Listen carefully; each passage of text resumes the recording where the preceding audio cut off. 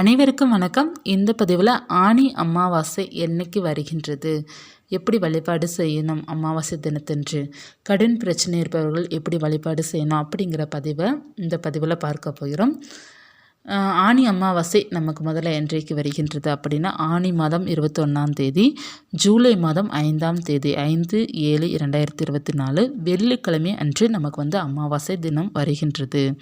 திதி எப்போது ஆரம்பிக்கின்றது அப்படின்னு அதிகாலையிலே நமக்கு ஆரம்பிக்குது. அதாவது 4:56 இருந்து மறுநாள் காலை 5 மணி வரை இருக்கின்றது. அந்த நாள் முழுவதுமே பார்த்திங்க அப்படின்னா நமக்கு அமாவாசை திதி இருக்கின்றது. இந்த ஆனி மாதம் அமாவாசை தினத்தன்று மறுநாளிலிருந்து நமக்கு பார்த்திங்கன்னா வராகி அன்னைக்கு மிக மிக உகந்த நாட்கள் வருகின்றது. அதாவது அவங்களுக்கு உரிய நாள், அதாவது ஆஷாட நவராத்திரி, வராகி நவராத்திரின்னுங்கிறத சொல்லுவோம். 9 நாளும் வராகி அன்னையை வழிபட வேண்டிய முக்கியமான நாட்கள். நமக்கு அமாவாசைக்கு மறுநாள் பிரதமே வரும். அந்த திதியிலிருந்து நம்ம வராகினி வழிபாடு செய்வோம். அமாவாசை அன்றும் வராகினி வழிபாடு செய்வது ரொம்ப ரொம்ப நல்லது.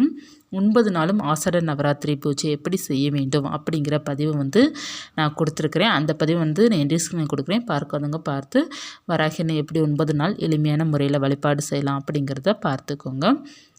அமாவாசை தினத்தன்று வராகி அன்னைக்கு எந்த தீபம் ஏற்றி வைத்து நீங்கள் வழிபாடு செய்வது ரொம்ப நல்லது அப்படின்னு நிறைய பேர் பார்த்தீங்க அப்படின்னா கடன் பிரச்சனையால் அவதிப்பட்டுட்டு இருப்பவர்கள் எல்லாருமே பார்த்தீங்கன்னா உப்பு தீபம் ஏற்றி வைத்து வராகி அன்னையை வழிபாடு செய்து பாருங்கள். நிச்சயமாக கடன் பிரச்சனை எல்லாமே தீரும். நிறைய பேருக்கு பார்த்தீங்கன்னா வாழ்க்கையில் கவலை நிறையா இருக்கும், மன அழுத்தம் இருக்கும், பிரச்சனைகள் அதிகமாக இருக்கும். அப்படி இருப்பவர்களும் வராகினை நினைத்து உப்பு தீபம் ஏற்றி வைத்து வழிபாடு செய்துட்டு அந்த உப்பை நீங்கள் கரைச்சிடுங்க. சனிக்கிழமை அன்று கரைச்சிடுங்க.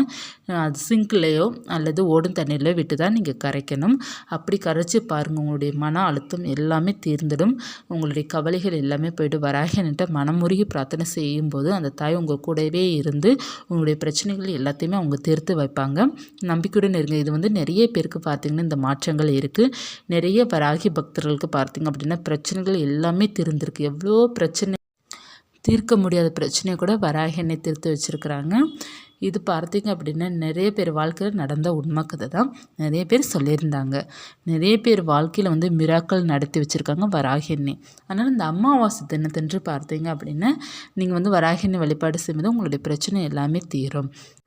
வராகி பக்தர்கள் நிறைய பேர் வாழ்க்கையில் நிறைய கற்றுப்பாங்க. அந்தளவுக்கு வராகி அன்னை நிறைய அனுபவத்தை கொடுப்பாங்க, தைரியத்தையும் கொடுப்பாங்க. அதனால் இந்த அமாவாசை தினத்தன்றும் பஞ்சமி, அவங்களுக்குரிய பஞ்சமி தினத்தன்றுலாம் வழிபாடு செய்வது ரொம்ப நல்ல ஒரு மாற்றத்தை கொடுக்கும். வராகி அன்னைக்கு இந்த அமாவாசை தினத்தன்று உப்பு தீபம் ஏற்றுகிறீங்க பார்த்தீங்களா, அதே போல் பரிகாரமும் நீங்கள் செய்யலாம். அது எப்படி செய்ய வேண்டும் அப்படின்னா, ஒரு சிவப்பு நிற துணியில் நீங்கள் கொஞ்சோண்டி கல்லுப்பு எடுத்து வச்சு அதில் 1 ரூபாய் நாணயம் வைத்து நீங்கள் முடிச்சு போல் கட்டி வச்சு என்னுடைய பிரச்சனை எல்லாம் தீர வேண்டும் தாயே, கடன் பிரச்சனை இருக்கலாம், கடன் தீர வேண்டும் அப்படிங்கிறத பிரார்த்தனை செய்துட்டு வராகி அன்னை பார்த்துக்கிட்ட வச்சிடலாம்.